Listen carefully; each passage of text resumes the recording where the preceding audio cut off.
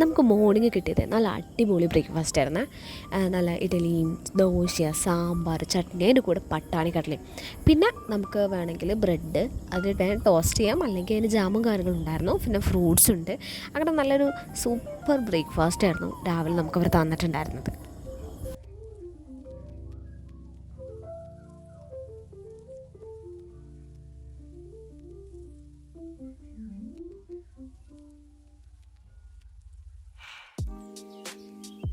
അങ്ങനെ ബ്രേക്ക്ഫാസ്റ്റൊക്കെ വെച്ചുകൊണ്ടിരുന്നപ്പോൾ തന്നെ നമ്മൾ എങ്ങോട്ടേ രാവിലെ പോകേണ്ടതെന്നുള്ളത് പ്ലാൻ ചെയ്തിട്ടുണ്ടായിരുന്നു. ഒരു 8-8:30യോടെയാണ് ഞങ്ങൾ ബ്രേക്ക്ഫാസ്റ്റ് കഴിക്കാൻ വന്നത്.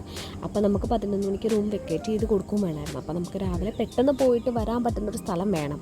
അങ്ങനെ ഞങ്ങൾ എന്ത് ചെയ്തു, ഒരു മ്യൂസിയം കാണാൻ വേണ്ടിയിട്ട് പോകാൻ തീരുമാനിച്ചു. അങ്ങനെ ബ്രേക്ക്ഫാസ്റ്റൊക്കെ കഴിച്ചിട്ട് ഞങ്ങളിന്ന് പാർക്കിങ്ങിൽ വന്നു. പാർക്കിങ്ങിൽ വന്നിട്ട് നമ്മുടെ വണ്ടിയൊക്കെ എടുത്തിട്ട്, ബൈക്കിലായിരുന്നല്ലോ വന്നിരുന്നത്, അപ്പോൾ നമുക്ക് ബൈക്കിലെടുത്തിട്ട് ഞങ്ങൾ അങ്ങനെ മ്യൂസിയം കാണാൻ വേണ്ടിയിട്ട് എത്തി. അങ്ങനെ മ്യൂസിയത്തിൻ്റെ ഉള്ളിലേക്ക് എൻട്രൻസ് ആയി. അപ്പോൾ നമുക്ക് അവിടെ എൻട്രൻസ് ഫീ വരുന്നതെന്ന് വെച്ച് കഴിഞ്ഞാൽ ഒരാൾക്ക് 200 രൂപ വെച്ചിട്ട്, അങ്ങനെ രണ്ടാൾക്ക് കൂടെ 400. പിന്നെ ഫോട്ടോസ് എടുക്കണമെങ്കിൽ എക്സ്ട്രാ 100 കൂടെ കൊടുത്തിട്ട് ഞങ്ങൾ 500 കൊടുത്തിട്ടാണ് മ്യൂസിയത്തിൻ്റെ ഉള്ളിൽ കയറി.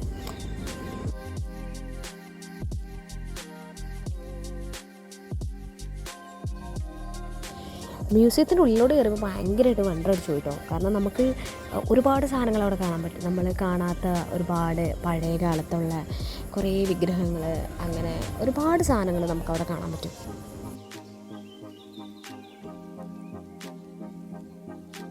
അങ്ങനെ മുന്നോട്ട് നീങ്ങുന്നതോറും ഒരുപാട് പ്രതിമകൾ ഇതേപോലത്തെ കണ്ടു. കുറേയൊക്കെ കണ്ടപ്പോൾ എനിക്ക് കൗതുകമായിരുന്നു. കാരണം ആദ്യമായിട്ട് കാണുന്ന സംഭവങ്ങളാണ്, എന്താണെന്നൊന്നും അറിയത്തില്ല. പക്ഷെ എന്നാലും ഞാൻ അങ്ങനെ ഭയങ്കര വീഡിയോ എടുത്ത് ഫോട്ടോസൊക്കെ എടുത്ത് ഞാനങ്ങനെ പോയി. ഏട്ടൻ പിന്നെ ഓരോന്നും വളരെ സൂക്ഷ്മമായിട്ട് നോക്കി ശ്രദ്ധിച്ച് മനസ്സിലാക്കിയിട്ടൊക്കെയാണ് മുന്നോട്ട് പോകുന്നിരുന്നത്. അങ്ങനെ ഏട്ടനോട് ഞാൻ കുറേ ചോദിക്കുമ്പോൾ ഇതെന്താണെന്നൊക്കെ ചോദിക്കുമ്പോൾ ഏട്ടൻ ഇങ്ങനെ പറഞ്ഞു തരുമായിരുന്നു. അങ്ങനെ ഞങ്ങൾ രണ്ടാളും കൂടി മ്യൂസിയത്തിൽ ഒരുപാട് നേരം സ്പെൻഡ് ചെയ്തിട്ട്. കാരണം നമ്മളിപ്പോൾ കൊച്ചിയിൽ വരികയാണെങ്കിൽ ഈ മ്യൂസിയത്തിൽ നമ്മൾ എന്തായാലും പോയിരിക്കണം.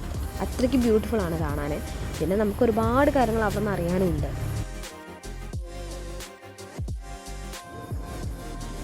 പിന്നെ ഇത് ക്രിസ്ത്യൻ ഫിഗേഴ്സ് എന്ന് വെച്ച് കഴിഞ്ഞാൽ നമ്മുടെ 15th and 19th സെഞ്ച്വറീസിലൊക്കെ നമ്മുടെ അൾത്താരയിൽ അലങ്കരിച്ചിരുന്ന രൂപങ്ങളാണ് കേട്ടോ. ഇതൊക്കെ മരം കൊണ്ടുണ്ടാക്കിയ രൂപങ്ങളാണ്.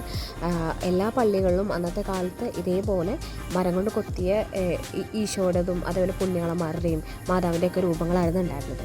ഇത് നമ്മുടെ മണിച്ചിത്രത്താറിൻ്റെ മുകളിലുള്ള ഒരു ഡോർ ലോക്കാണ് കേട്ടോ. ഇങ്ങനത്തെ ഒരുപാട് ഡോർസ് അവിടെ ഉണ്ട്. ഡോർസ് മാത്രമല്ല, ഒരുപാട് എന്താ പറയുക, പഴയ ശില്പങ്ങൾ, ആഭരണങ്ങൾ, അങ്ങനെ നമ്മൾ ഇന്ന് കാണാൻ കിട്ടാത്ത ഒരുപാട് സാധനങ്ങൾ ആ മ്യൂസിയത്തിലുണ്ട്.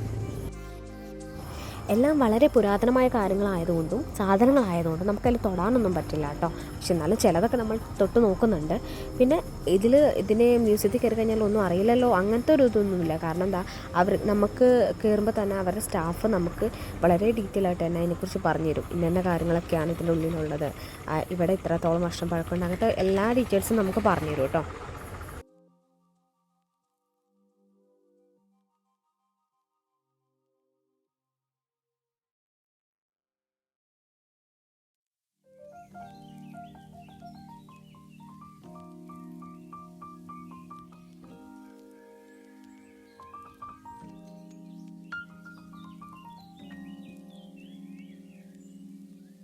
ഇത് മൊത്തത്തിൽ 3 ഫ്ലോറാണുള്ളത്. ഇപ്പോൾ 3 ഫ്ലോറിലും നമുക്ക് കാണാൻ അത്രത്തോളം സാധനങ്ങളാണ് അവിടെ ഉള്ളത്.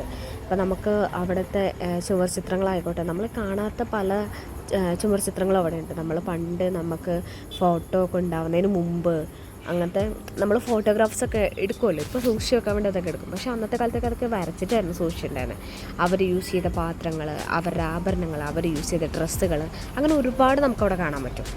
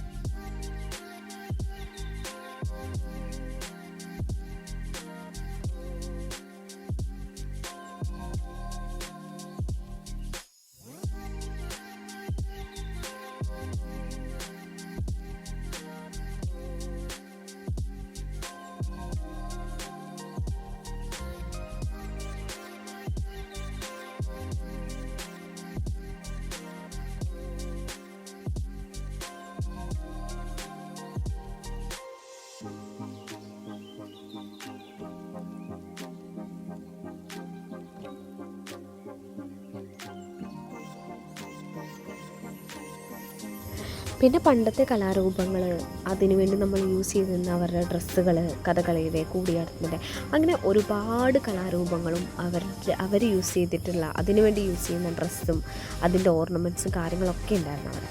പിന്നെയെന്ന് വെച്ച് കഴിഞ്ഞാൽ നമുക്ക് മനസ്സിലാവാത്ത കുറേ പ്രതിമകളുണ്ട്. അതൊക്കെ എന്താണെന്ന് മനസ്സിലാവുന്നില്ല. അങ്ങനത്തെ ഒരുപാടുണ്ട്. കാരണം അത് പഴയ നിർമ്മിതികളാണ്. അപ്പോൾ അത് നമ്മളെ കാണിക്കുക, നമുക്ക് കാണിക്കാൻ വേണ്ടി, അല്ലെങ്കിൽ നമ്മൾ അങ്ങനത്തെ സംഭവങ്ങളൊക്കെ കണ്ടിട്ടുണ്ടോ എന്ന് ചോദിച്ചാൽ നമുക്കത് കാണണം. അതിന് വേണ്ടിയിട്ട് ഒരുപാട് ഐറ്റംസ് ഉണ്ട്. ഇപ്പോൾ നമ്മൾ കൊച്ചിയിൽ വരികയാണെങ്കിൽ ഈ മ്യൂസിയം നിങ്ങൾ ഒരിക്കലും മിസ് ചെയ്യാൻ പാടില്ല.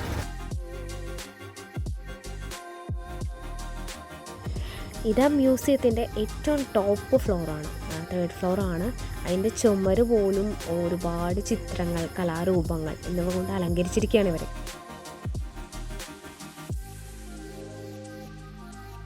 പിന്നെ അവിടെ നിന്ന് നേരെ പോയത് നമ്മുടെ ഫോർട്ട് കൊച്ചിക്ക് കേട്ടോ. ഫോർട്ട് കൊച്ചി പറയുമ്പോൾ എനിക്ക് കാണാൻ ഒരുപാട് ഇഷ്ടമുള്ള സ്ഥലമായിരുന്നു. കാരണം റീൽസിലായിക്കോട്ടെ, അല്ലെങ്കിൽ അങ്ങനെ നമ്മൾ ഫിലിമിൽ ഒക്കെ കണ്ടിട്ടുള്ളൊരു പ്ലേസാണ് ഫോർട്ട് കൊച്ചി. അപ്പോൾ കാണണം ഭയങ്കര ആഗ്രഹമായിട്ട് അങ്ങനെയാണ് നമ്മൾ ഫോർട്ട് കൊച്ചിക്ക് പോകുന്നത് കേട്ടോ. അവിടുന്ന് ഒരുപാട് വീഡിയോസ് ഒന്നും എടുക്കാൻ പറ്റിയില്ല. കാരണം നമ്മൾ ഫുള്ളും ഓരോ ഭംഗി കണ്ട് ഇങ്ങനെ ആസ്വദിച്ച് പോയതുകൊണ്ട് തന്നെ ഒരുപാട് വീഡിയോസ് എടുക്കാൻ പറ്റിയില്ല.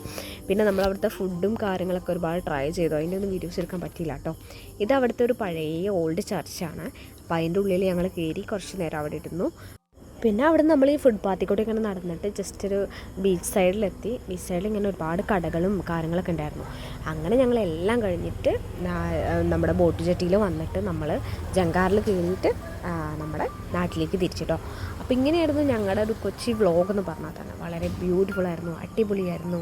എല്ലാവരും കൊച്ചിയിലോട്ട് വരണം. കൊച്ചി നല്ല അടിപൊളി പ്ലേസാണ്. അപ്പോൾ ടാറ്റ ബൈ.